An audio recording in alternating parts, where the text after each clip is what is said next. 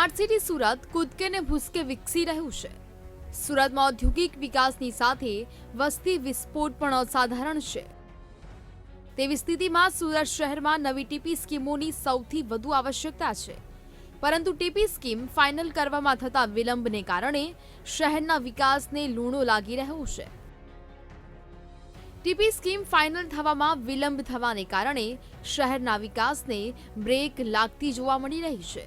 ત્યારે TP scheme final કરવાની કામગીરીમાં વિલંબ થવા મામલે ભૂતપૂર્વ મંત્રી નાનુભાઈ વાનાણીએ ચોંકાવનારો ખુલાસો કર્યો છે।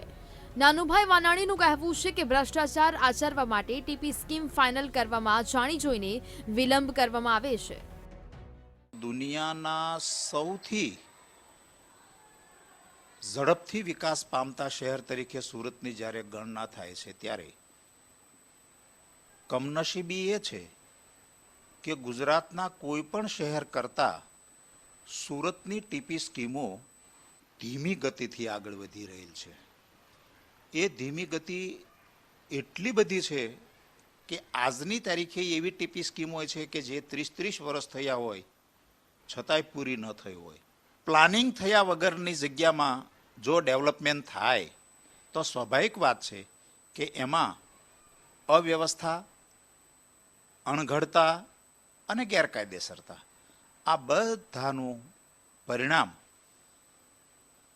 વ્યવસ્થિત ન આવે એ સ્વાભાવિક બાબત છે। સુરતમાં ટીપી સ્કીમ ફાઇનલ થવામાં થતા વિલંબને કારણે શહેરનો વિકાસ આડેધડ થઈ રહ્યો છે અને ટીપી સ્કીમ ફાઇનલ થવામાં વિલંબને કારણે કેવી પરિસ્થિતિ ઊભી થઈ છે તેનો ખુલાસો ભૂતપૂર્વ મંત્રી નાનુભાઈ વાનાણીએ કર્યો હતો। સુરતની એવી કેટલી ટીપી સ્કીમો છે કે ફાઇનલ થવાના વિલંબના કારણે ત્યાં જે કપાતની જગ્યા કાયદેસર રીતે મળવી જોઈએ એ ન મળતા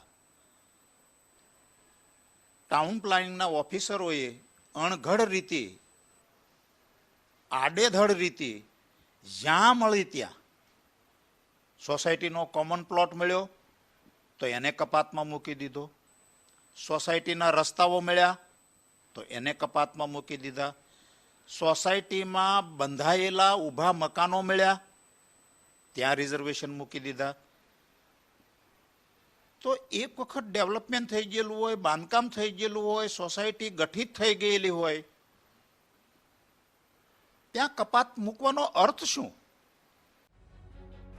તંત્રના આવા જ અણઘડ વહીવટનો ભોગ કતારગામના રહીશો બની રહ્યા છે, કારણ કે ટીપીમાં ફેરફારને કારણે કતારગામની ટીપી સ્કીમ 49, 50 અને 51માં વર્ષોથી રહેતા પરિવારોને નોટિસ આપી મકાન ખાલી કરાવવા સૂચના આપવામાં આવી છે। કતારગામની અંદર ટીપી 49, 50, 51માં અમે દિવાળી પહેલાં અમને જે નોટિસો મળી હતી કે ભાઈ તમે કબજા ખાલી કરો, એટલે અમે કબજાનો ખાલી કરવા માટેનો અમે જે નોટિસ આવી હતી એનો અમે જવાબ આપ્યો કોર્પોરેશનની અંદર કે ભાઈ અમે 25-30 વર્ષથી રહેતા હોય તો અમને આ નોટિસ છે એની શું લેવા નોટિસ આપી છે એમ। તો એ લોકો કે તમારે ખાલી કરવાના છે, ટીપી અમારે ફાઇનલ કરવો હશે, તો 30 વર્ષથી સોસાયટીની અંદર રહેતા હોય તો આ કેવું? છતાં હમણે ડીકે નગર 2માં મકાન પાડ્યું, મકાન પાડી દીધું ગરીબ માણસનું, એકનું મકાન પાડ્યું, કાલે હવે બીજાનું પણ પાડશે અમને એવું લાગે છે।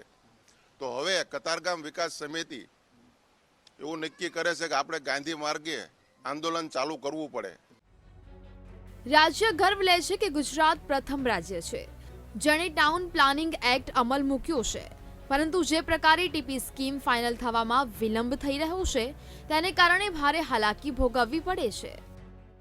ટાઉન પ્લાનિંગ સ્કીમ ટીપીઓ બનાવે છે, પણ એનું કોર્પોરેશનમાં પરામર્શ લેવાનો હોય છે। છેલ્લા 6-8 મહિનાથી કોર્પોરેશને પરામર્શ આપ્યો જ નથી, એને લીધે અત્યારે ઘણી સ્કીમો અટવાઈ ગઈ છે। તો સાથે સાથે કોર્પોરેશન, સુરત મહાનગરપાલિકાએ પણ ધ્યાન આપવું જોઈએ અને સ્કીમનો પરામર્શ મળે એવું આયોજન કરવું જોઈએ, તો જ શહેરનો સારો વિકાસ થઈ શકે, નહીં તો આડેધડ વિકાસ થશે। બીજું, હજુ જે રીતનું શહેરનો વિકાસ થઈ રહ્યો છે એ પ્રમાણે આઉટસ્કર્ટ્સમાં જ્યાં ટીપી સ્કીમ નથી બની ત્યાં પણ રોડ નેટવર્ક બનાવી નાખે સરકાર દ્વારા અથવા સુડા દ્વારા તો વિકાસ વધુ સારો થાય. નહીં તો રોડના માળખા નહીં હોય અને આડેધડ વિકાસ થશે. ત્યારબાદ રોડ મૂકવા બહુ મુશ્કેલ થઈ પડે છે, જે ભૂતકાળનો અનુભવ છે. સુરત શહેરની 135 ટીપી તૈયાર છે. તેમાંથી 64 ટીપી ફાઇનલ થઈ છે, 27 પ્રિલિમિનરી કક્ષાએ છે ને 47 ડ્રાફ્ટ કક્ષાએ છે, જ્યારે 7નું પ્લાનિંગ થઈ રહ્યું છે. ત્યારે તેના શું લાભ સુરતને મળ્યા છે તે પણ જાણી લઈએ. હું તમને આંકડાકીય માહિતી આપું તો અત્યારના સંજોગોમાં 1185 કિલોમીટર લંબાઈના રસ્તા ટીપી સ્કીમ હેઠળ આપણે બનાવી ચૂક્યા છીએ.